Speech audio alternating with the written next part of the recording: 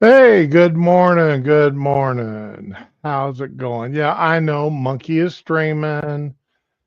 So hopefully some people will catch us later after Monkey's done. But he's on one of his marathon streams. He has spent the last 2 hours, almost 3 hours, because he started streaming about 6 o'clock ish this morning. And he is still going strong. So this is going to be one of his marathon streams because he's still on the first video or second video. And he still has one more that he wants to go through this morning. Well, I don't know. Charlie Kirk was the main one. So maybe when he's done with this woman here, but I think he had one more video he wanted to cover. But anyway. Yeah, he's on one of his marathon streams, and he's by his lonesome. Jack didn't show up this morning, but then, like I said, he didn't start until early this morning.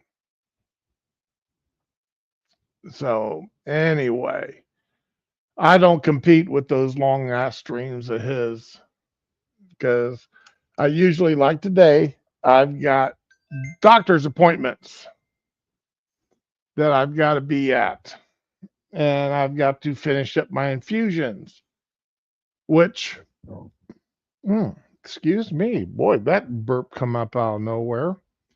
Um, like today, I got a appointment at. I've got to leave the house at quarter after 11, between a quarter after 11 and 11:34. So I definitely need to end the stream on time, if not a little bit early today, so that I can get ready for it and take Muttley out for a walk so he has a chance to go pee before I leave. So don't want him peeing in the house. And speaking of the house, about 5 o'clock this morning, my AC went out. And it is currently 82 degrees in the house. AC man has been called. In fact, he's out there working on it. He just got here a little bit ago.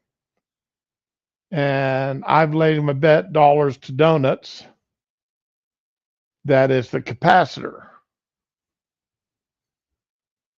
So we'll because that's commonly what it is. It's a capacitor that's gone out. And if that's what it is, then you know, 100 and let's see here, it, it's about $250. But since I'm um,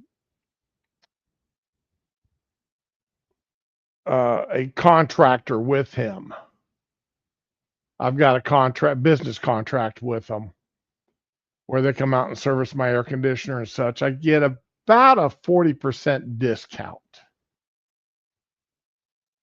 on labor and parts. So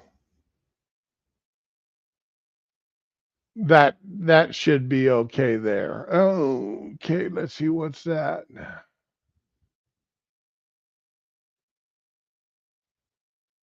Okay, all right, yeah. They sent me out notification that uh, I've got my doctor's appointment today, so that's cool. At least it won't be like last week, where or 2 weeks ago, where the my appointment was at 7 o'clock in the morning, and I show up. Well, I had to be there at 7 for a 7:30 appointment, and at 8 o'clock they come back and tell me that they've had an emergency and I'm going to be pushed back to even later. But they brought me out some hot coffee and asked me if I wanted some donuts because they went and sent somebody out to buy donuts. I'll tell you, this doctor's office I go to, these people are fantastic. I've seen them actually supply cold cut sandwiches. They're the little 6 cent sandwiches, but still, that's better than nothing. Uh, they've got bottled water and soda there, and if you're one of the ones whose appointment's been pushed back and you're sitting there waiting on them, have a have a sandwich and a drink on them. And that's always great. I mean, that's a fantastic doctor's office. I mean, I got fired from one doctor that I went to see years and years and years ago. Uh, in fact, this is back when my son was still in school, was still in elementary school. And I had to pick him up from school every day at 2:30. Well, I'd scheduled a 12:30 doctor's appointment. And I mean, the doctor's office is just a few blocks from the school. So, I knew, no matter what, it's like, okay, yeah, I can get down there by 2:30, finish up my doctor's appointment and, go out and sit in the car and relax for a little while at the school pickup. At a quarter till 2, I finally got called back. And I'd asked the receptionist, as while we were sitting out there waiting, I said, "What's going on? I mean, my appointment's for 12:30. It's a quarter after 1. I still haven't been called back. What's going on? What's the 45-minute wait for?" She goes, "Oh, well, it's going to be about a 2-hour wait, an hour and a half to 2-hour wait because the doctor had something go on this morning." I was like, "Well, that sure would have been nice if you would have told me that when I checked in, because I mean, my time's valuable too, and I've got other appointments this afternoon, like picking up my kid from school." Well, they didn't, evidently she didn't like that I dared tell her that my time was just as important as that doctor's time. And a few days later, I went back and I saw the doctor, and he said, "Okay, yeah, it looks like you got nerve damage. And, it also looks like we may have to do surgery on your neck, yada, yada, yada." I was like, "Okay." And go and schedule another appointment to come back. Okay, fine. I schedule the follow up appointment. A couple days later, I get a certified letter through the mail saying that he was firing me as a patient because I was rude to his staff. Now, y'all know me. I don't cuss unless I'm extremely upset. And I wasn't, I mean, I was a little bit on the angry side, but it was like, I'm still trying to treat her nicely. And all I told her was, you really should notify people when they check in, when the, doctor's appointments are being pushed back by an hour, hour and a half. I mean, that's the purpose of an appointment. It's like making a reservation at a hotel, or, "Hey, Ramen,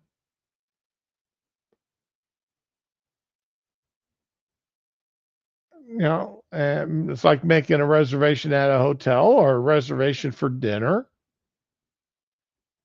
I've made a reservation to see that doctor."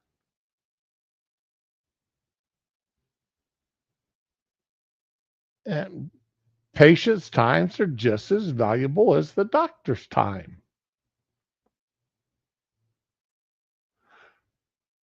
But anyway,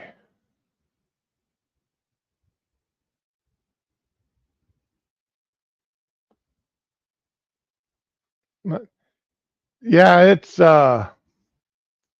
right now it's 85 degrees in the house, but it's 95 degrees outside. I've got 2 of the 3 ceiling fans going at full speed just to keep air circulating. The guy's out there working on the AC, and hopefully within the next 45 minutes or so, he should have my system working. So I'm not too upset. I've got a jug full of ice water here that I'm sipping on. And like I said, I got 2 of the 3 ceiling fans running at full speed. So,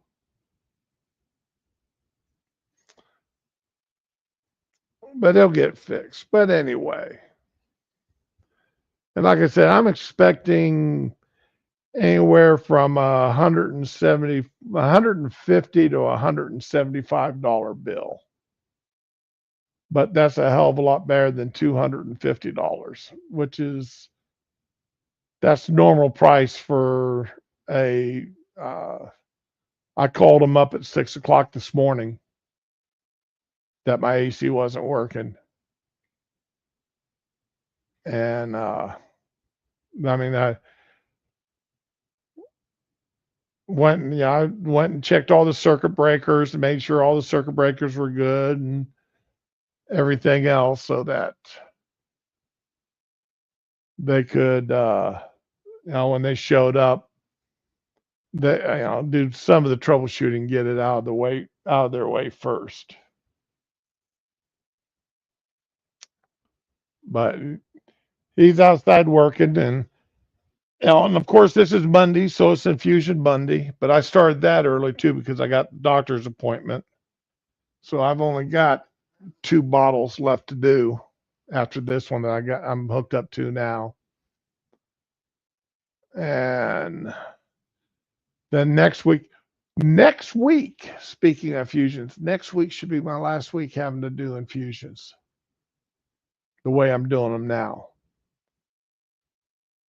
The week after that, I'm supposed to start the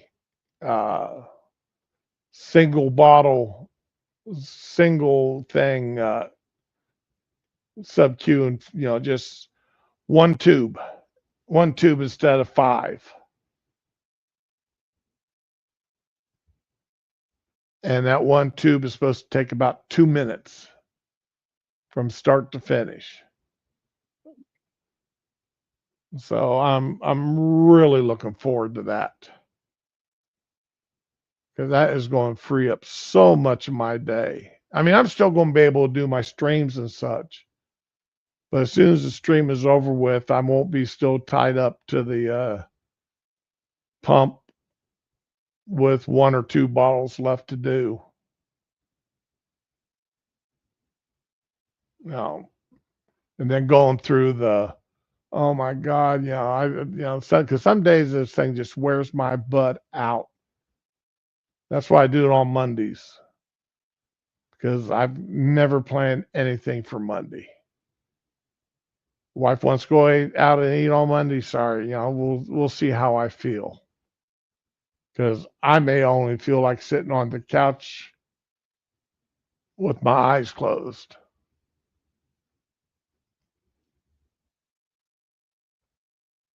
But anyway, let's see, what do I got here?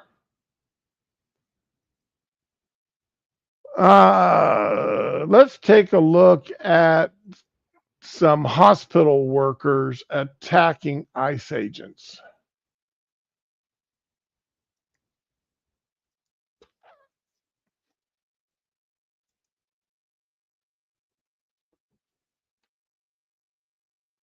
Now, the ICE agents had this illegal had ran into the hospital, into this medical center, running from the ICE. It's not that the ICE agents went there to arrest him. They followed him in there as he ran from them. And the staff decided to get involved. Let him go. You get your hands off of him. Hey. Let go. Now you see this old white woman there, you know, she's trying to force her way in there between the ICE agent and the guy that they're trying to arrest. All right. You see this guy grabbing a hold of the ICE agent's arm. You see this woman reaching in there. Now, this black guy here in the back appears to be reaching in, but you can't necessarily see his arm. But these three people, the white woman, the white man, and Oriental Asian woman, Asian Pacific woman here, you see her reaching in there.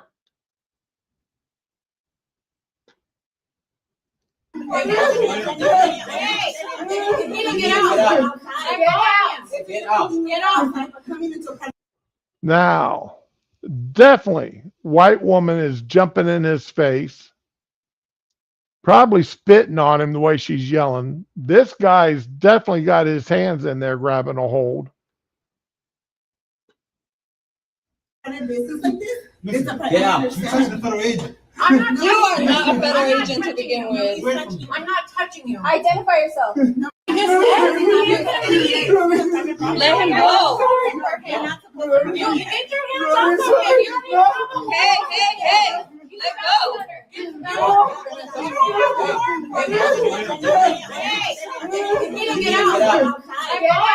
Get out. I'm coming into a private business like this. Get out. So, these people have been arrested now, charged with interference, charged with assault, charged with attacking him, the ICE agent.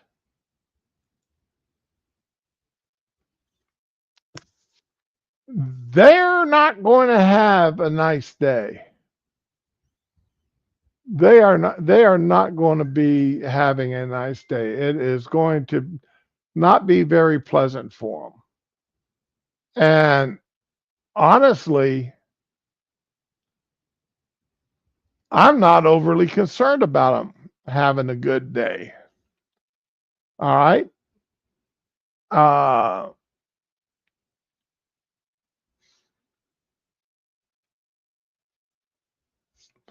Because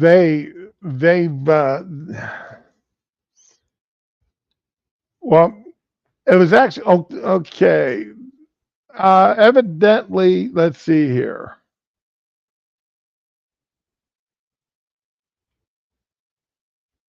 The workers Jose de Jesus Ortega and Danielle Nadine Davila allegedly obstructed the agent's efforts, leading to their arrest. Assaulting a federal officer and conspiracy to prevent a federal officer from discharging their duties.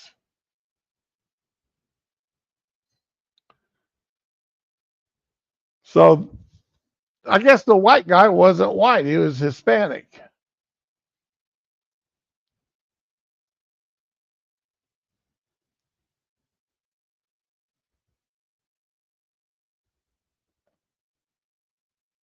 So, you know, I've got no problem with, especially after watching that video, I got no problem with them being arrested.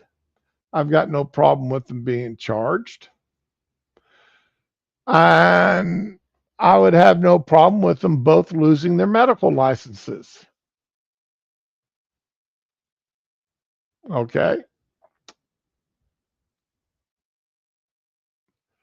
And you know, the left really wants to blame this on Trump and ICE. How dare, you know, yada yada, you know, ICE is, these guys got their faces covered. They're not showing warrants. They're not doing this. It's Trump. He's da. He's mean. He's xenophobic. He's racist. Yada yada yada. None of them will put the blame where the blame actually belongs. The blame actually belongs on Joe Biden and Mayorkas.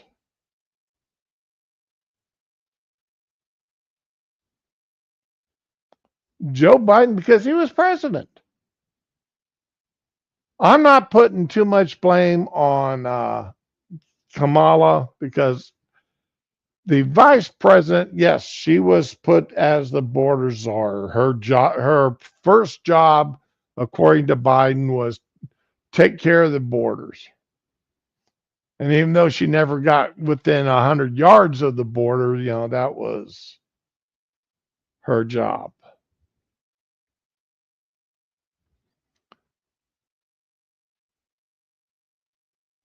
But she's only vice president.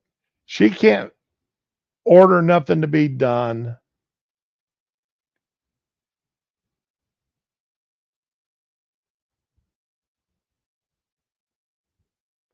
Oh, well, hey, Data, good morning.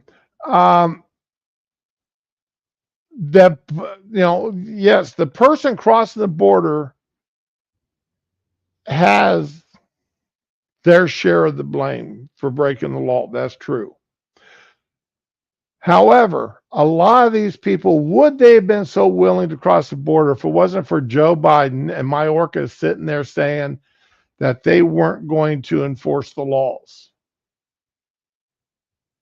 That they both wanted open borders. Joe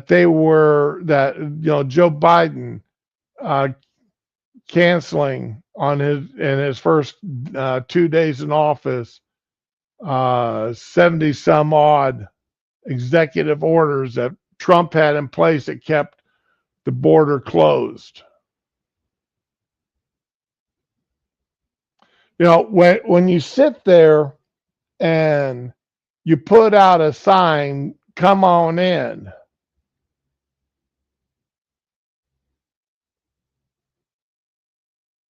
how much blame can you put on the person who accepts that invitation?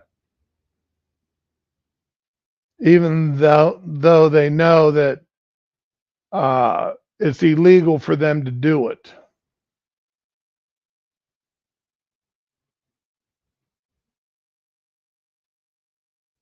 No. So, I mean, all the problem still, the initial blame, the initial problems were caused by Mayorkas and Biden and the Democratic Party for that whole matter. But Biden and Mayorkas were the two that had the power to do what they did.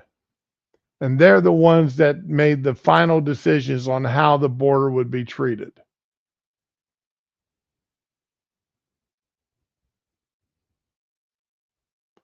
Oh yeah, Data. I know a lot of. I mean, look, I meet people every day that come in, and when I ask for their IDs, oh, he doesn't have an ID, or they lost their passport. They're here from Honduras, but they lost their passport. I see that, quite a bit.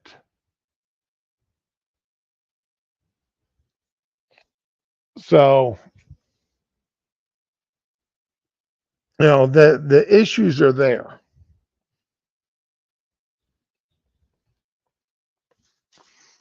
But I still say that if Biden and Mayorkas had kept up the policies of the previous administration, the first Trump administration, at least 10 million illegals would not be in this country that are here today.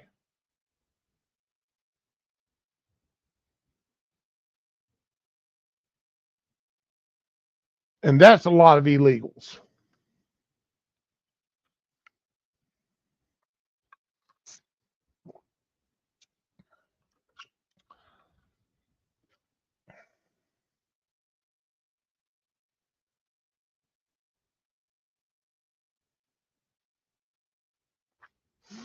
Yeah. So if he's doing all that, then he was here legally. I know Americans, white Americans Black Americans, people whose family's been in the United States for 2 or 3 generations, that when they retire, they move down to Central America somewhere because their retirement dollar goes a lot further there.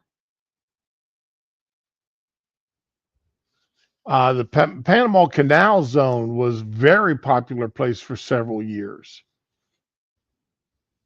Moving down to Panama, that is very popular for several years. I don't know if it still is or not because the American dollar goes so much, went so much further there. Um, I haven't talked to the guy in a few years, but I had a friend that did move down there. He lived on a mountainside. He had a couple of bicycles and a motorcycle and a car. Well, actually, I think it was a Datsun pickup that they'd modified for grocery shopping and such. But they lived off of his between his military paycheck and their Social Security checks. They bought a house. They had a maid that came up 3 days a week to do all the house cleaning.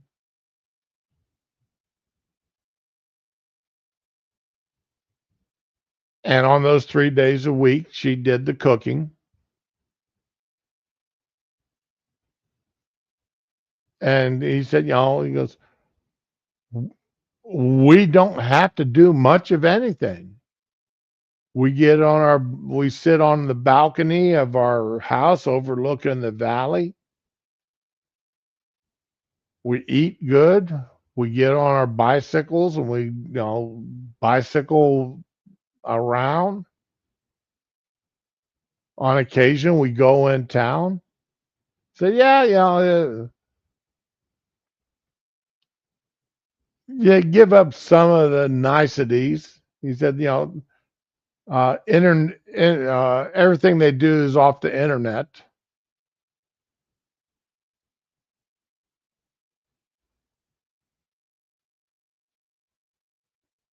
So, you know, he goes, we don't have all the cable television and everything else, some of that niceties. We don't have, the radio stations or the TV stations, but we live fairly well off the internet for our entertainment.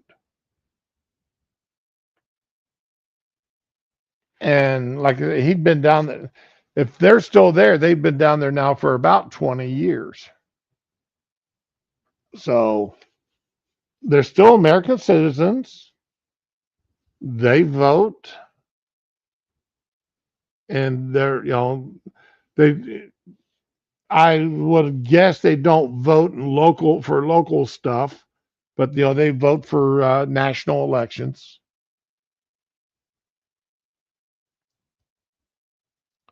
I don't know. I think they're Florida residents, but they may be Texas residents for all I know. They're either Florida or Texas residents, or that's the where they have their driver's license from. But yeah, I mean they're good. Okay.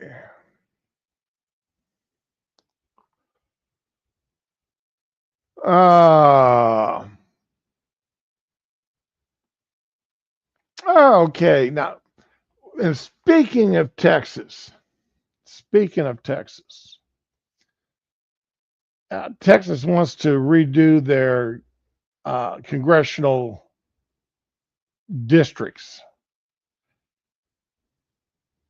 There's the left wing / media excuse for it is, Trump's afraid that he's going to lose control of the House. So they're going to redraw the districts to ensure that they get a few more Republican House members.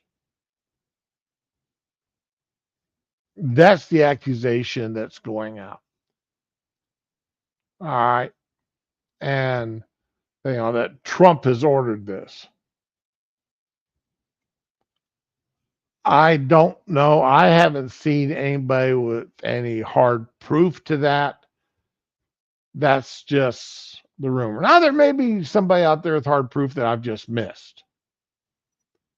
I just haven't seen it. But Kathy Hochul, the governor of New York, she's willing to violate New York law in response to this. Dem governor threatens to break Constitution and illegal redistricting move to stop Dem bleeding. Democratic Governor Kathy Hochul of New York said she might push for the state to redraw its congressional map years ahead of schedule to offset potential gains by Republicans in Texas, despite such an action being illegal. Redistricting, which normally occurs every 10 years, sees states withdraw congressional lines based on population trends. Both parties usually employ a process known as gerrymandering, meaning they draw districts a specific way to gain more seats. Uh, and if you look at the way a lot of these congressional districts are drawn, yeah. I mean, they're absolutely crazy. Absolutely nuts the way some of these congressional seats are drawn.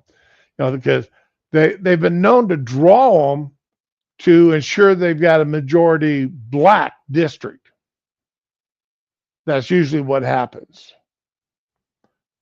Because, well, we've got 20% of our population is black, therefore we need to make certain that we have 20% of our representatives being black. And for some reason, the courts have decided that that's perfectly legal. That's a legal thing to do. I don't understand it. I don't understand how a court could say, yeah, it's perfectly legal to draw districts to ensure you have uh, enough race, enough people of a certain race there that somebody of that race can be elected to office.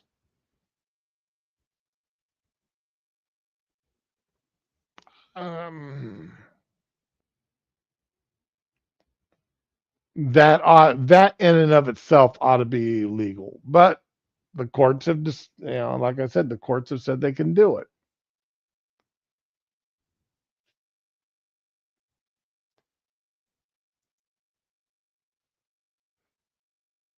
So Texas announced it was thinking about redrawing its lines early, which could net them up to 5 more seats in the House. This sparked outrage from Democrats, resulting in Hochul's threat.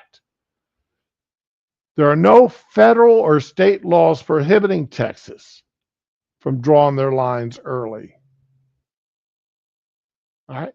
There are no federal or state laws prohibiting Texas.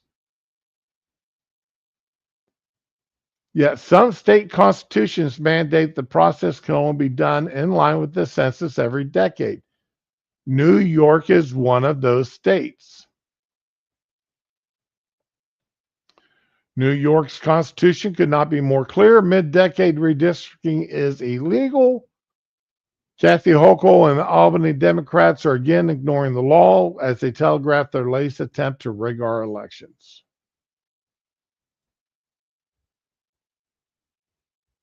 This next line I really do like, though. If the Democrats have forgotten what it feels like to be embarrassed in court, Republicans will happily remind them.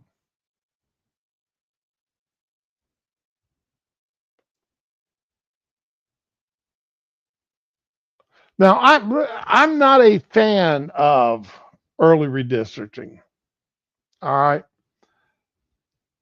we do again. You've heard me say this before, and I'll say it again. When it comes to the census, when it comes to redistricting, when it comes to anything dealing with votes, U.S. citizens only should be the ones who count. I don't care if you got 1 million U.S. citizens and 2 million illegals or 2 million non citizens. Illegals or not, I don't care. 2 million non citizens living in a city. Those non citizens do not count when it comes to the census for voting purposes. That means for representation in the state office, representation in Washington, D.C., representation on the school board.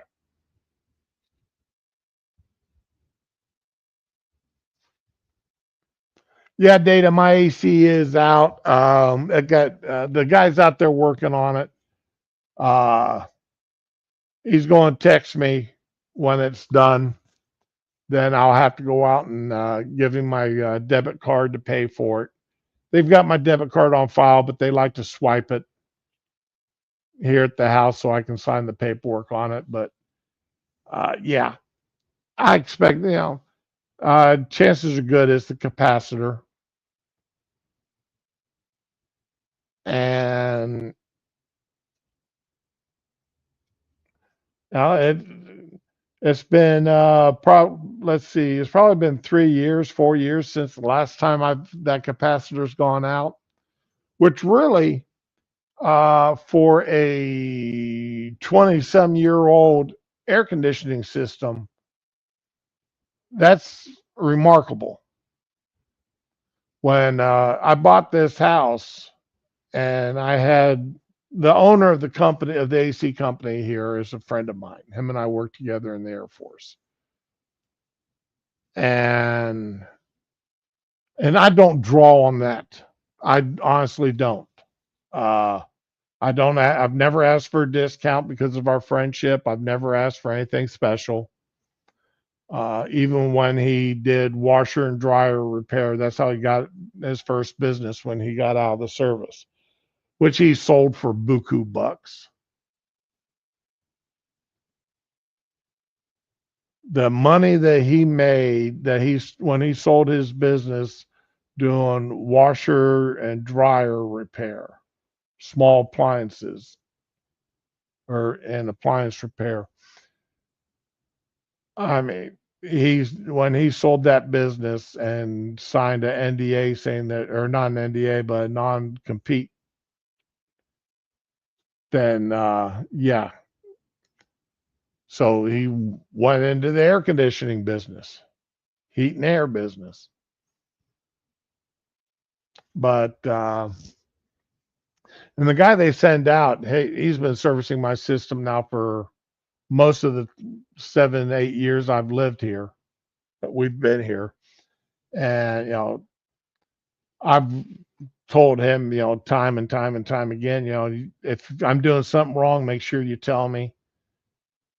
And if you need anything, if you even want, anything from a drink of water to the use of the bathroom to, hey, can I get a sandwich or something? Can I get, some fruit? You know, sing out. Don't wait on me to ask. Just let me know that you need something, and it's yours. He's really a good guy. Very respectful, very nice, answers questions, very knowledgeable. When I put in the new control thermostat that I can control from my cell phone or my computer, uh, he came out and wired it all up for me and installed it. I mean, just great people. I've got no problems with them. And I called them at 6:20, and they were here within 4 hours. Well, let's see, they got here about 9 o'clock. So yeah, they were here in 2.5 hours. I can't complain about that. In fact, he is at my door. Give me just a second here. I will go and I'm going to mute my mic.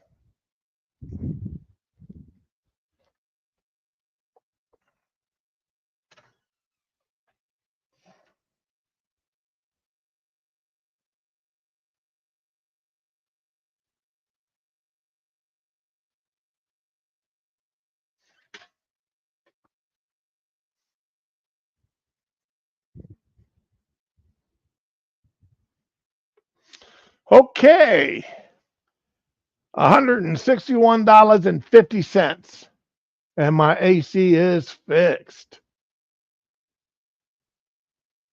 See, that's another nice thing is he can control my AC too, so he can turn it on and off from his cell phone. So,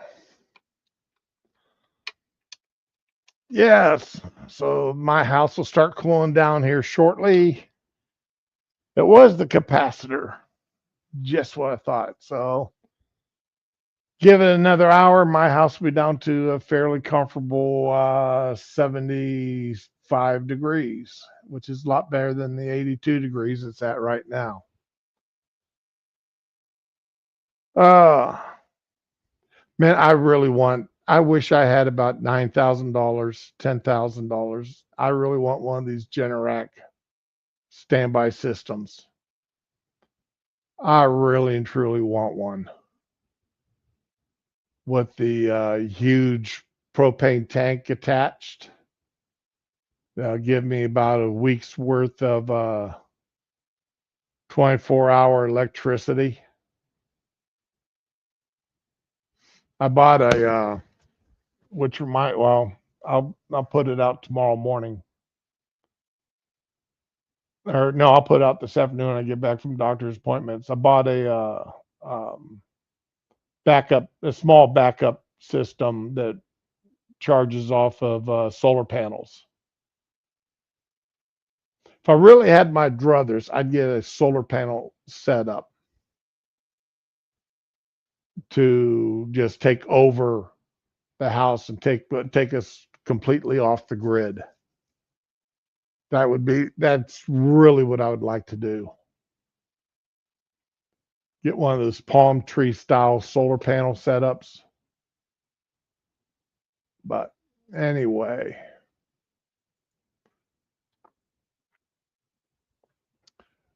so the Governor Hochul here, she's talking about violating New York constitutional law. That's just a wonderful thing, absolutely wonderful thing. And the Democrats are backing her up on it. Just to show exactly how much they really are for the Constitution. How much they are, really, it's against the law.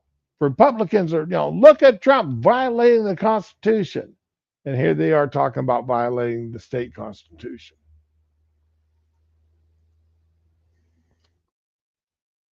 Let's see. It looks like Monkey Stream is over with, so maybe a couple more people will show up. Maybe yes, maybe no.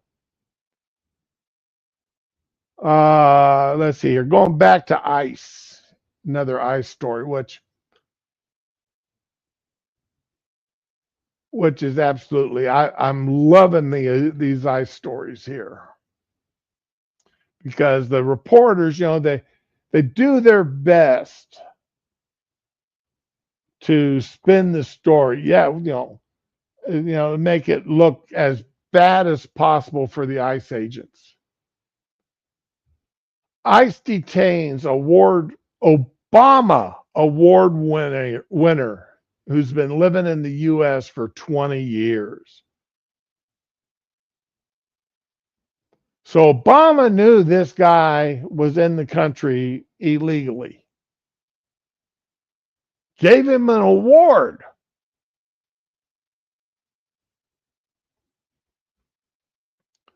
Pennsylvania man who came to the U.S. as a child and was once recognized by former President Barack Obama is now being held in federal custody following routine court appearance.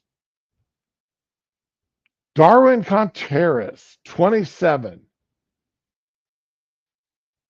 who's lived in the U.S. since he was 7 and was a recipient of the President's Education Awards Program, and his wife, Elizabeth de Jesus, told Newsweek.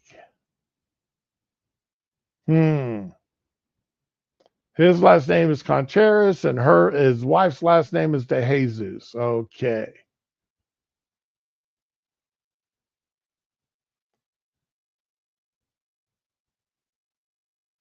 I'm not worried about, you know, yeah, this boy is turning to an athletic man with dreams of pursuing a career as soccer. His senior year, he unfortunately had to drop out and get a job, so instead he picked up track and field. If he dropped out of high school, how did he go into track and field?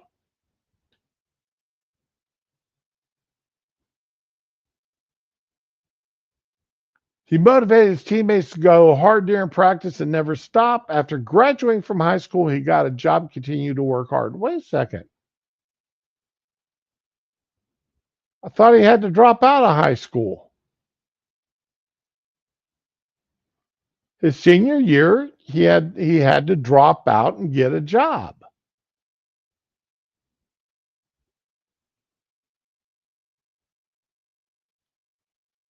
So how did he graduate high school? That makes no sense. How did he, what these people make no sense.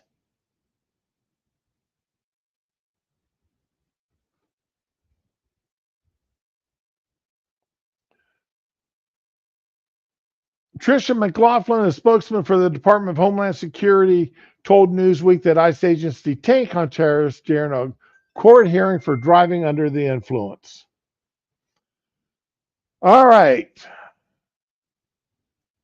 So he broke the law and drove under the influence. Okay. He got a DUI. His criminal history includes convictions for theft and possession of marijuana. This criminal illegal alien admitted to law enforcement he is in the country illegally. Wait a minute. I thought, according to the headline, he was an Obama Award winner. The headline doesn't say anything about him being a criminal.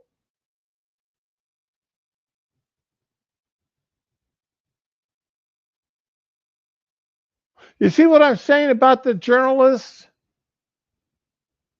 They put it in the article at least. But that's after, they sang his praises about, having to drop out of high school and yet still graduating high school and dropping, and going to track and field and being a motivator for his team. Yeah, he was really rah, rah, rah.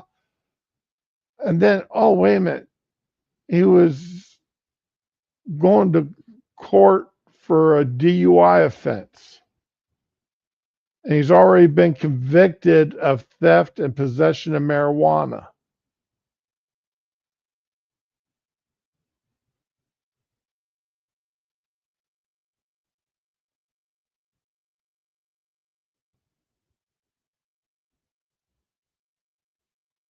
So he is one of the criminals that President Trump said and during his campaign that he wanted to deport from the United States. Not only has he gotten a DUI, but he's also got convictions for theft and possession of marijuana.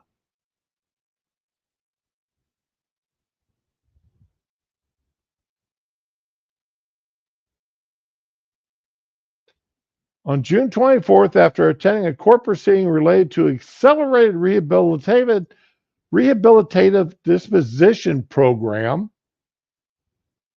Darwin was taken into custody by ICE agents who were waiting at the courthouse. DeJesus recalls the agents wearing something you can get from Walmart and be given no immediate information on where her husband was being taken. Later, she learned he'd been transported to the Pike County Correctional Facility. DeJesus said ICE's actions had disrupted not only their lives, but had left her husband in a deteriorating mental and physical state. He's a three-time criminal. He's got convictions for marijuana, he's got convictions for theft, and he's got a conviction for DUI, as well as being here illegally.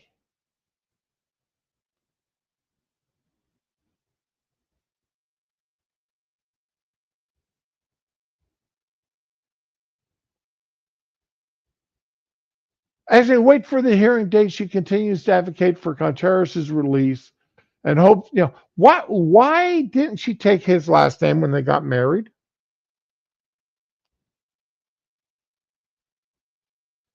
Why didn't she take his last name?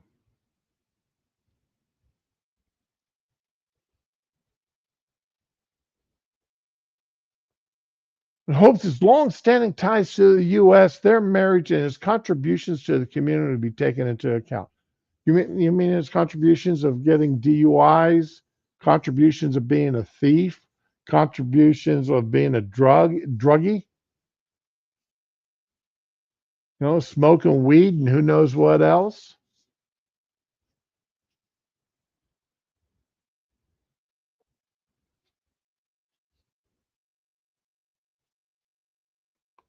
Yeah, I mean, hey, he's in he's in the country legally. I mean, that's a fact. It's time for him to go. He's a convicted criminal. He's gotten a DUI.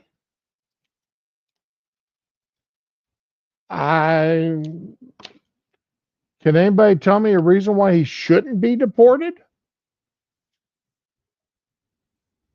Because I can't think of one.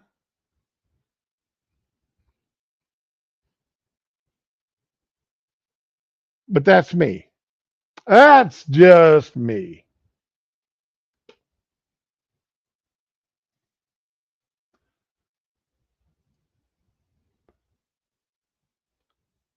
How many of y'all remember King of the Hill? When King of the Hill, the first year or so, King of the Hill, the first couple of seasons, I liked King of the Hill. I watched it the first couple of seasons. Well, I was not aware that King of the Hill went off the air as far as no new episodes, that it was strictly into repeats. Well, it's coming back. But it's not going to be the King of the Hill that we're used to seeing. Because that's Bobby all grown up drinking a beer with Daddy.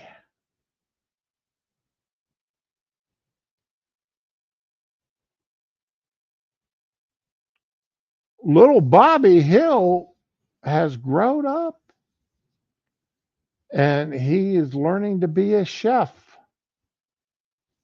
He didn't want to go to college. He wanted to learn how to be a chef. And old Boomer has been,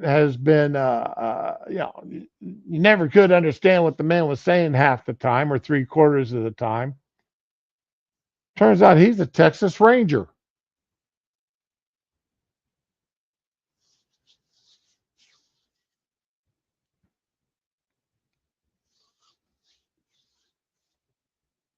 And Peggy is still Peggy. So I may have to find this, and I think it's on Hulu. So I may have to see if they've got it out on the internet somewhere. I may have to watch a couple of these original episodes of these new episodes, see what they're like.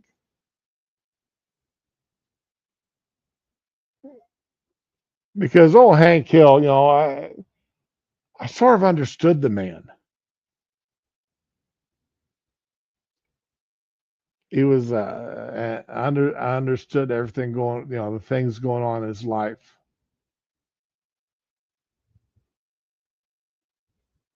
But seeing Bobby being all growed up, I just I'm surprised they didn't put any gray in Hank's head, giving him any gray in his hair. That's all I can say. But anyway,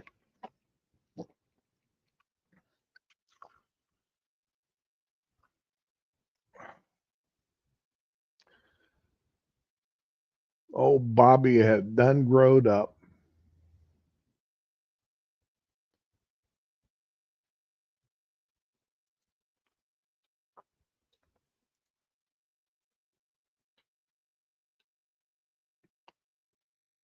Now, have y'all seen this yet? Uh, this gentleman here, Christian Howard,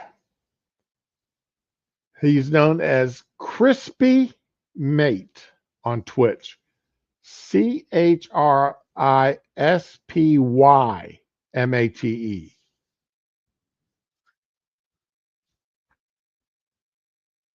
And during one of his streams, well,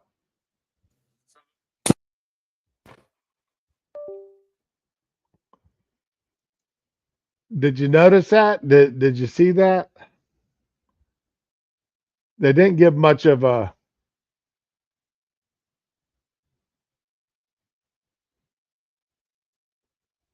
they didn't give much of a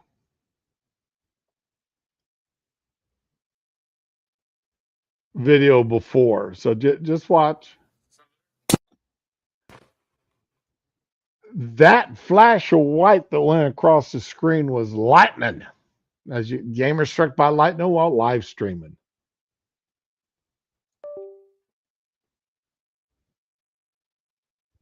Bro, I just got struck by lightning. A North Carolina gamer known online as Crispy Mate was live streaming on Twitch on July 19th when a bolt of lightning struck outside his Holly Springs home and sent an electrical surge straight through his gaming setup. I remember feeling it first, like in my ears. It's as if you were in the front row of like a concert and the drummer just has one really good thwack and you feel the bass of it, but in both of your ears. And then my vision, I remember going fully white. Like I just couldn't see anything for a split second. The lightning strike caused a sensory shockwave, leaving him disoriented, but still aware enough to check on the things that mattered most. I felt concussed, but my first thought was like, my cats. So I jumped up and I bolted up the stairs to see if my cats were okay. Yeah. I gotta get, hey, he's looking out for his animals. Love it. I just can't imagine what it'd be like be sitting there and have a bolt of lightning. Now, when I worked in the television station, our tower, which was fairly, within easy walking distance of the station, our tower got struck by lightning. And it came in, and we had a ball lightning bouncing around the inside of the control room where the transmitter was. And that was scary as all get out. We jumped down into the pit to avoid getting electrocuted, to avoid getting touched by that damn thing. And it knocked us off the air for 2 days while we got the transmitter fixed. So I would hate to have been, after living through that, I'd hate to have lightning come in through my house and like it did with him. And then I remembered, oh, I'm streaming too, but also I have a lot of electricity downstairs and I don't want the house to catch on fire. The moment was intense and the sensations lingered into the night. It was painful when it happened. It felt like a tingling in my head. It was kind of dizziness, like a fogginess, but like after a couple of hours, I was kind of back to that sensation of like tingling went away the next day. Surprisingly, he says the following day brought an unexpected boost in energy. I woke up, felt great, went straight to the gym, and then like I had the best workout of my life, I feel like, in there. Experts say indoor lightning strikes can happen if you're using anything plugged into the wall during a storm. John Jinsenius of the National Lightning Safety Council says if lightning strikes your home, it typically follows either the wires or the plumbing. So if you're in contact with anything attached to those, you are at risk. Do not stream during a thunderstorm or do not use any electrical equipment near a window during a thunderstorm or at all. Turn everything off. Be safe. For AccuWeather, I'm Meet. That's that. I mean, I'm trying to get that picture just right. There we go. There we go. Got the lightning in the house.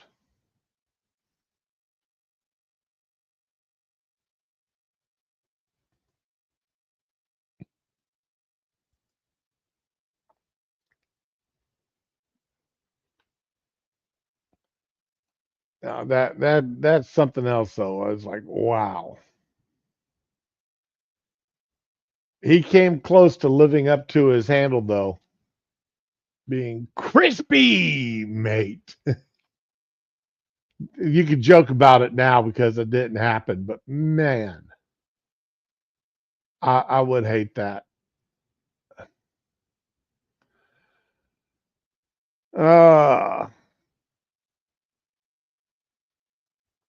Okay.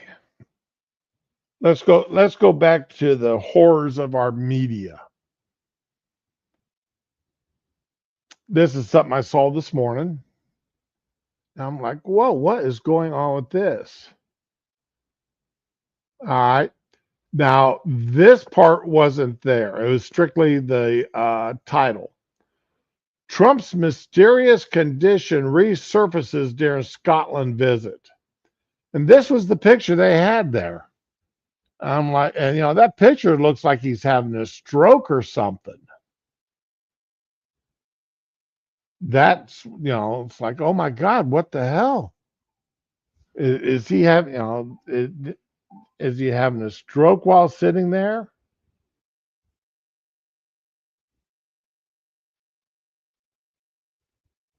Okay. Somebody just set off my security system. What's going on here?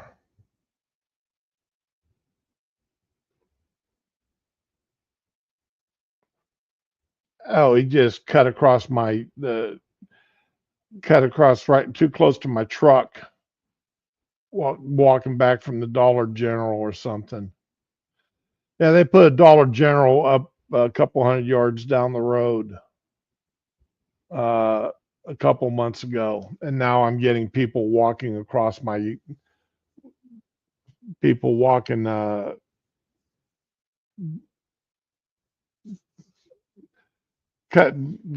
across the lawn a little bit to coming back from the Dollar General. But anyway, yeah, that's the picture that they had there. And you sit there looking at that photo of Trump, and it's like, oh my God, is he having a stroke or something? And what it's actually about is this makeup on his hand. A week or so ago, when they released the information about the swelling of his legs down at his ankles, they also said that he's got bruises on his right hand where people's thumbs go when they shake hands. That's, people probably grabbing his hand too tight. I'm going to crush your hand. Well, he's got bruises there, so they've put some makeup on it so it doesn't look quite so bad. Well, whoever's doing the makeup is not really matching the skin tones.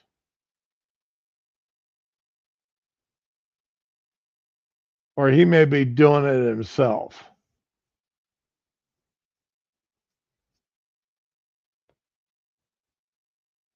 So, we already know about it because they were talked about this when they talked about his swollen ankles. So he's going to have to start wearing compression socks. I've been wearing compression socks now for a couple of years, thanks to my lymphedema. So, but they want to make a big deal about Trump having a bruise on his hand and using makeup to cover it up. Unbelievable. Unbelievable. Oh, sorry guys, it's that time. I gotta go change out syringes. Put my next to the last syringe in. I'm so looking forward to next week. I have to put you guys through this one more week. Then 2 weeks from now, I should be on the new system, which is a single injection every Monday morning. They say it takes less than a minute, so I'm figuring it's probably going to take actually 2 or 3 minutes. But that's better than this method I live with now. 5 or 6 bottles a week. It takes a half hour per bottle. And then, of course, I got to fill the syringe because these aren't preloaded. So I've got to load the syringe, which is what I'm doing right now. Because I want to I've got another doctor's appointment this afternoon that I need to have all this done by.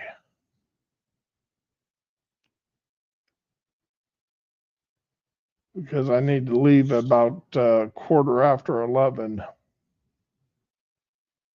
So I need to get this over and done with.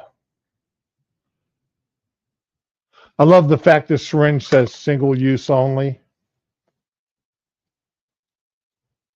And I know what they mean, I can't wash it out and use it next week. But each syringe gets used a couple, 3 times. Okay.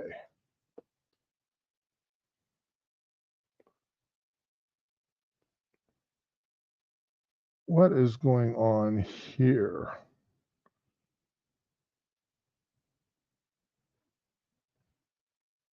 Okay. All right. Get back over here to the computer so I can see what's going on.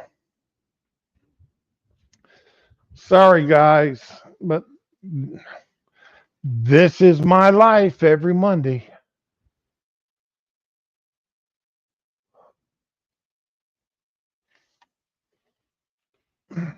Now, Trump and this administration wants to sue cities over their sanctuary laws.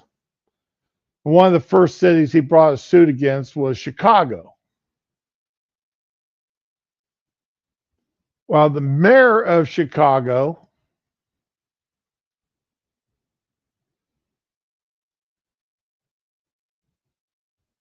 got, so they took it to court. And judge dismisses Trump administration lawsuit against Chicago sanctuary laws. Now, Chicago sanctuary laws forbids any city employee from assisting in any way, shape, and or form ICE agents. Anything doing with illegals.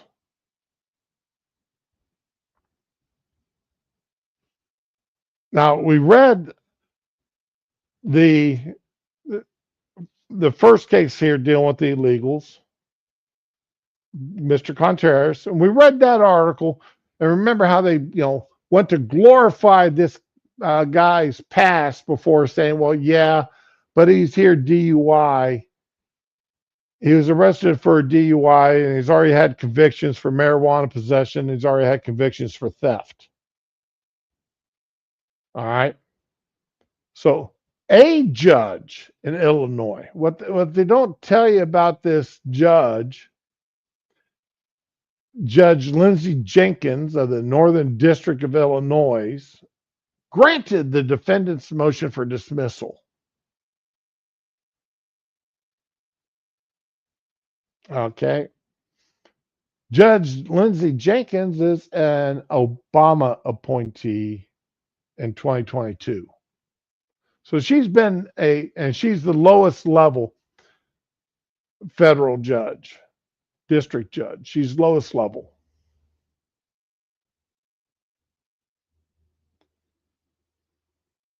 The judge that was in that seat got promoted.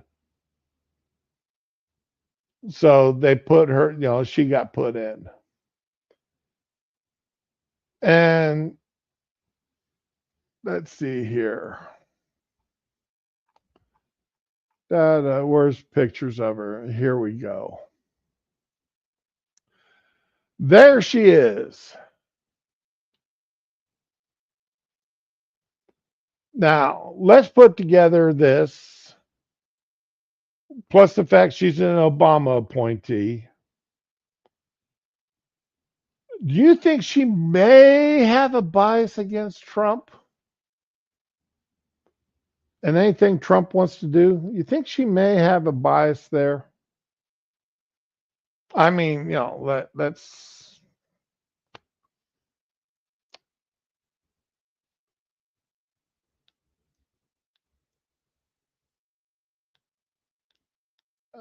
that my personal opinion. I honestly believe this woman's had a bias, and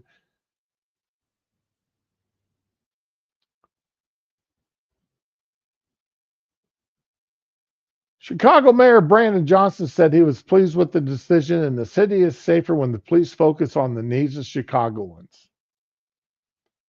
And I guess that includes the illegals. Now, the federal government argued that the local laws, ran counter to the federal laws by restricting local governments from sharing immigration information with federal law enforcement officials and preventing immigration agents from identifying individuals who may be subject to removal. Now, remember, the Democrats argued during the Obama administration and during the Biden administration that immigration laws were a federal case, and local cities and states could not interfere with federal decisions coming to immigration, illegal immigration. Because remember, Texas put up that floating barrier along its southern border at the Rio Grande. And the the Biden administration took them to court to make them take that floating barrier down. And as I argued at the time, California inspects vehicles coming into the state and prohibits you from bringing certain things into their state. And they search your car, they'll search my car. They're not looking for illegals. They're not looking for drugs, even though they do have drug dogs there. They're looking for citrus fruits. They're looking for anything citrus and anything else that California has determined may harm their agriculture.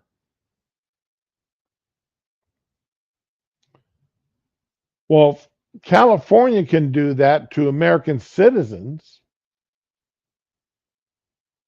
put up barriers to prevent American citizens from traveling freely into the state.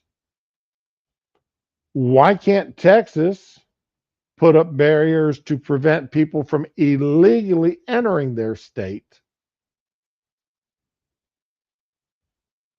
from someplace other than the legal checkpoints?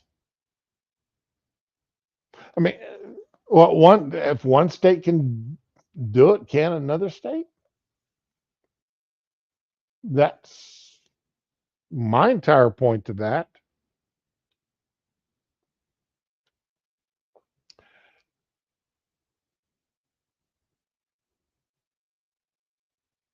Now, this article doesn't say whether or not the federal government's going to appeal this judge's rulings, which I imagine they would. But, you know, Mr. Brandon Johnson here, this ruling affirms what we have long known, that Chicago's welcoming city ordinance is lawful and supports public safety. The city cannot be compelled to cooperate with the Trump administration's reckless and inhumane immigration agenda. See, they keep forgetting to use the word illegal.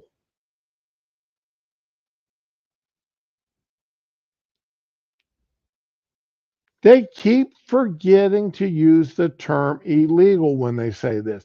Trump's not going after legal immigrants. He's only going after illegals.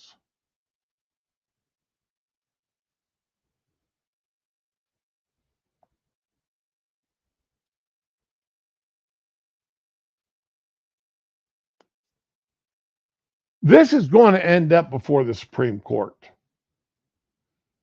because Trump is, as this article here shows down at the bottom, Trump administration sues New York City over sanctuary city policies.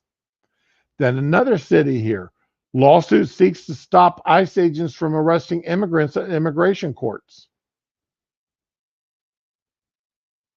And then a third judge rules Trump administration can't require states to help on immigration to get transportation money. The problem with that, though, was the courts had ruled that the federal government could force the states to limit speeds on the highways to 55 miles an hour or else not get transportation money.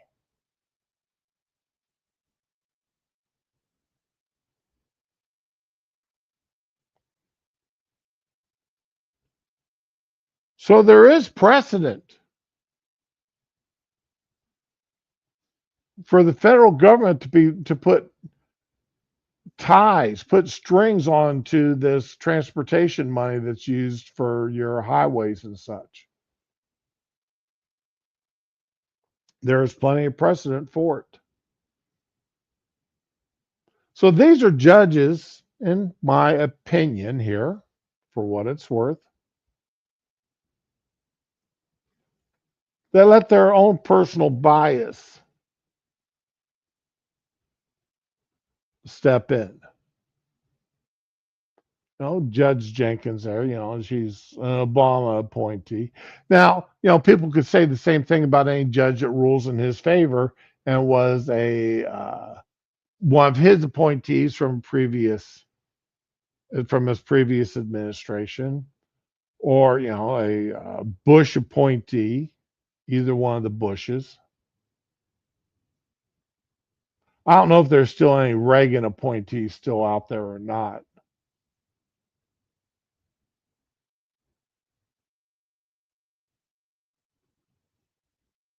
But so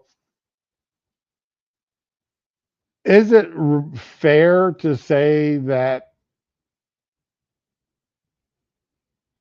to point out who appointed a judge when you don't like their rulings? Hey, I'm just I, I'm just trying to be honest here. I'm trying to poke holes in my own arguments. If I'm going to sit here and say that this judge made a ruling from the bench based on her personal bias against Trump because of who appointed her, and honestly, when a large percentage of black people are Biden supporters or Democrats,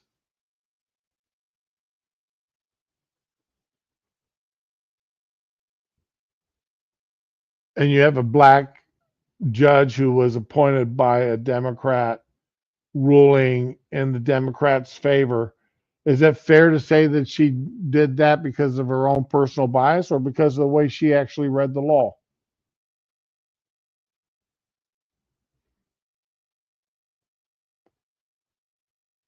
And then how much praise, and any praise given, let's say she'd ruled the other way.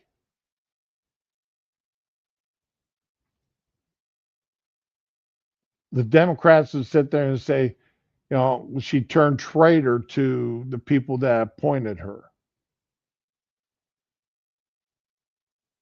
While we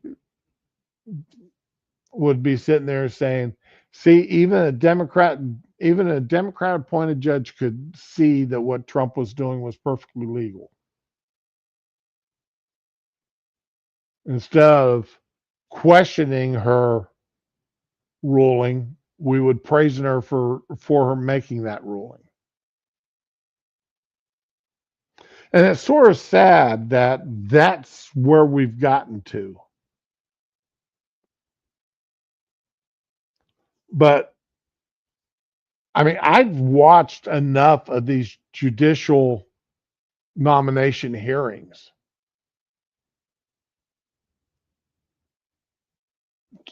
to listen to what they've said during their hearings, what they've done in the past,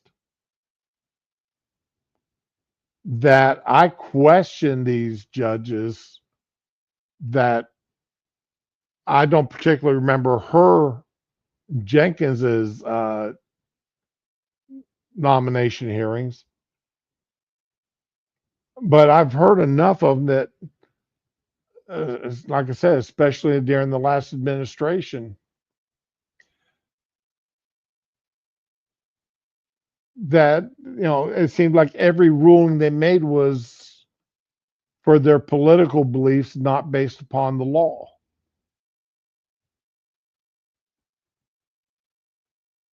It is based upon what they wish things said instead of what laws actually said.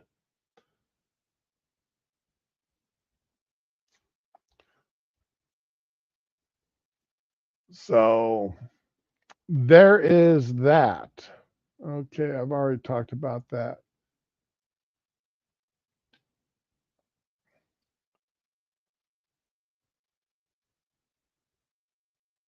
And while, again, immigration.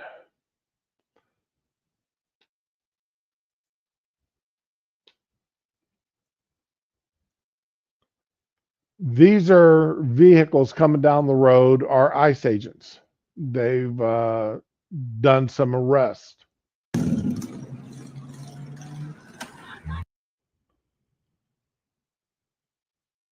You saw what this idiot did.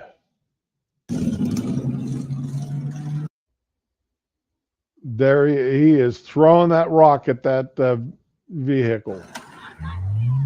And he threw it hard enough that the rock split into multiple pieces.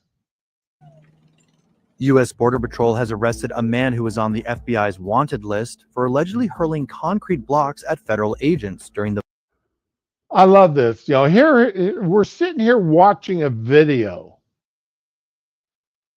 of him doing it. And they say allegedly. Like there's a question as to whether or not he did it. violent anti-ICE riots in Los Angeles in June. The moment in question was captured on video you see playing here. Officials identified Elpidio Reyna as the masked brute in the clip. He was finally busted by agents on Wednesday at the US-Mexico border. And to make the justice even sweeter for the officer who took him in, it was personal. U.S. Attorney Bill Asaley said he was taken into custody by a U.S. Border Patrol officer who was inside one of the vehicles damaged in the attack. That is great. I love that it was a guy who was in the vehicles. Now, should he, while I love it, should he have been there? Should it have been somebody who wasn't there that wouldn't have a bit of anger towards this guy? I mean, you know what I'm saying? A brave law enforcement officer who could have been killed in last month's dangerous and reckless attack. Asaley also released a video showing the arrest in which the downtrodden 39-year-old is hauled off. The poor guy, poor downtrodden guy.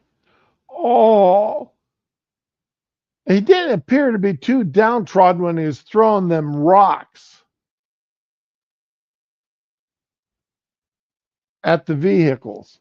Remember, not too long ago, a guy was killed when some kids dropped some rocks off of a bridge at an overpass. And the rock went through the windshield, hit the man in the face and chest, and killed him.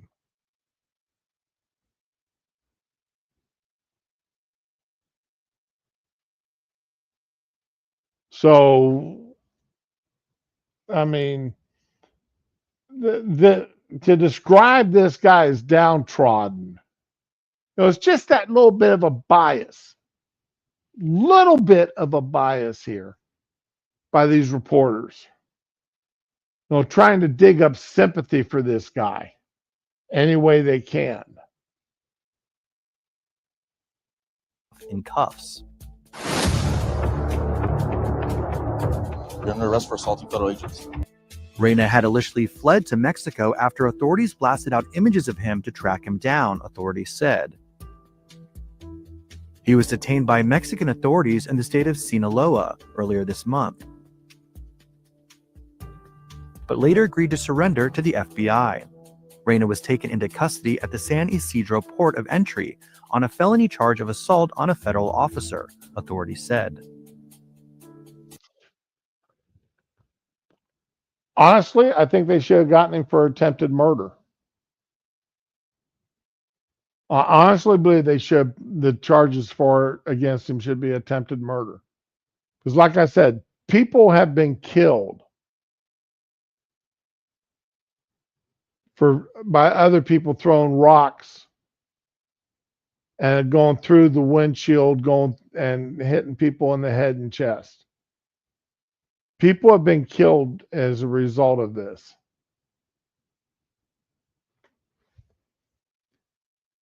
So personally, I think the man should be in charge with attempted murder. To anyone who thinks they can attack federal officers and hide behind a Try Crest.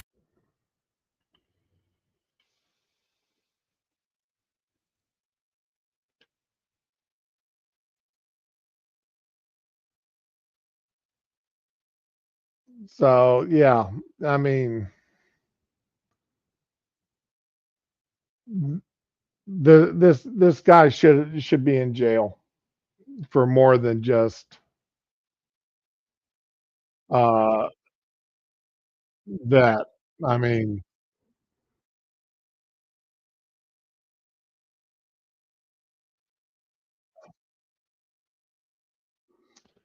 To be honest, I'm surprised the Mexican authorities held him. I'm surprised the Mexican authorities turned him over to the U.S. authorities.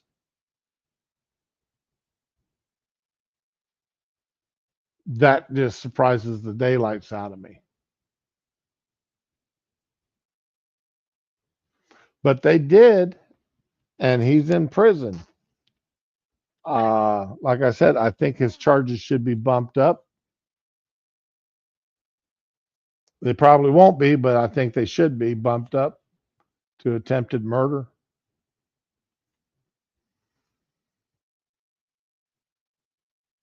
What do we got here? Let's see here. Do I want to talk about this?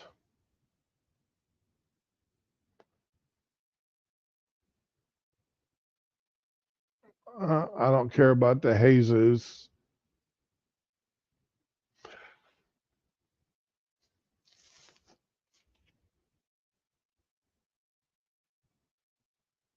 I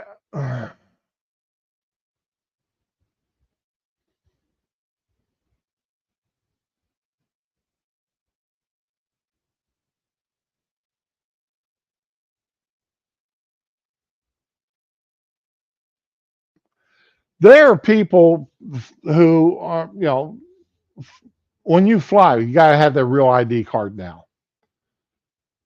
Ever since 9/11, we've known that we were going to have to get the real ID cards.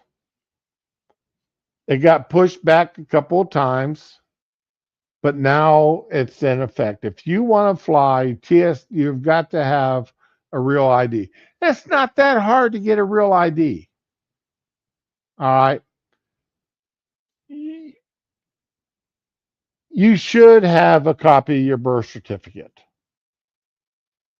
All right.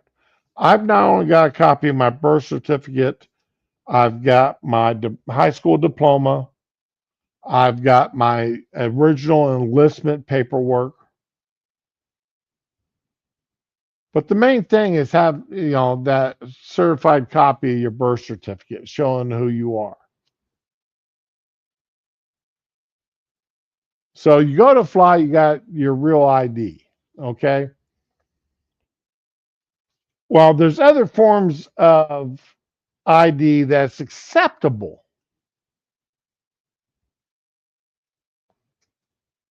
One of them is a tribal ID. If you're a member of an American Indian tribe, the problem is not all these IDs from the American Indian tribe are set up according to the regulations set by TSA to where they can be scanned.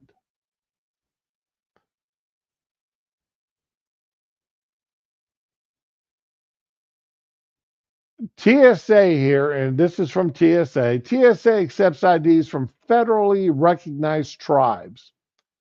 If your ID cannot be scanned by technology, you will be asked for a secondary ID that can be scanned. If you do not have a second ID, your tribal ID will be inspected manually and cross-referenced with the Federal Register.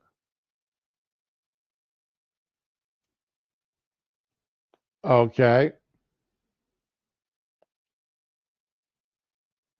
Now, some of these guys have the tribal IDs. They absolutely refuse to get like a state driver's license because the tribal IDs are considered a suitable sub.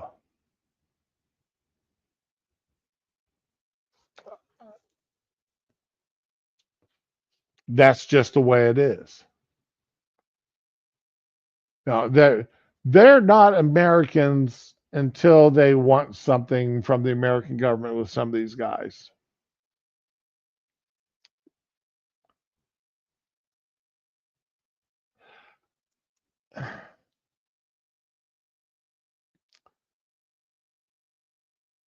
I understand that there are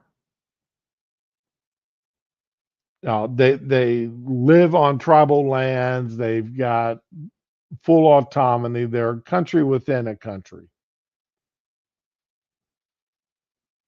And a couple years ago, I mean, they took over almost half of a state, if I remember right, from a Supreme Court ruling. Got almost half of a state got recognized as tribal lands. At least that's what the news reports come out with.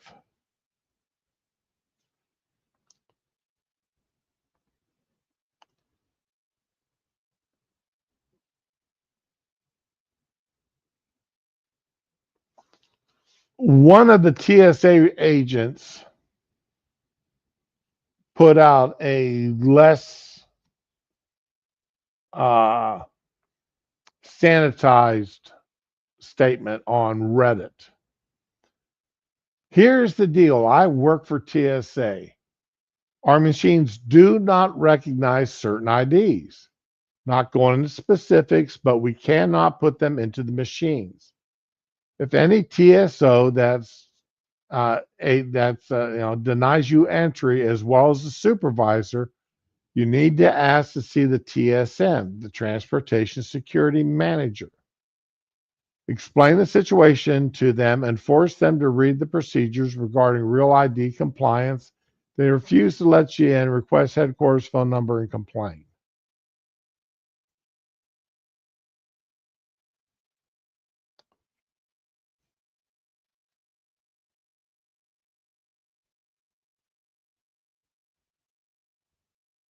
If the Indian tribes, and again, if the Indian tribes want to have their IDs, which, hey, that's great. And they want to be recognized in place of the real ID for that the rest of us have to get,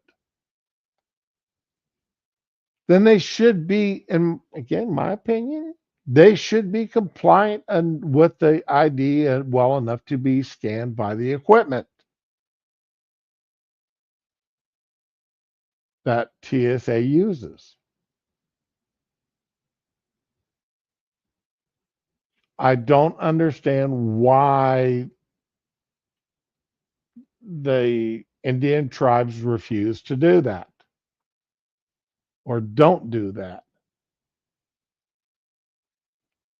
I'm sure that TSA is willing to work with them to help them get their IDs compliant. I mean, it's just a technical. I mean, if all 50 states can do it, there's no reason because it's just a software and a printing issue.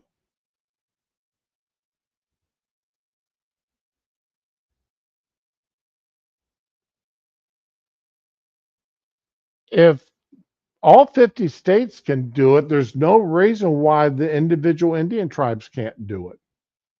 Because once again, it's just a software issue.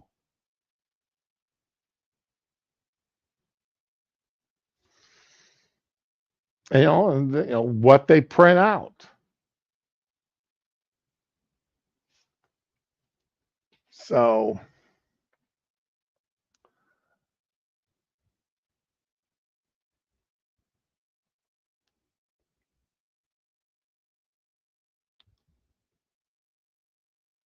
with if anyway. Oh man, don't tell me my AC has gone out again because it is feeling hot in here.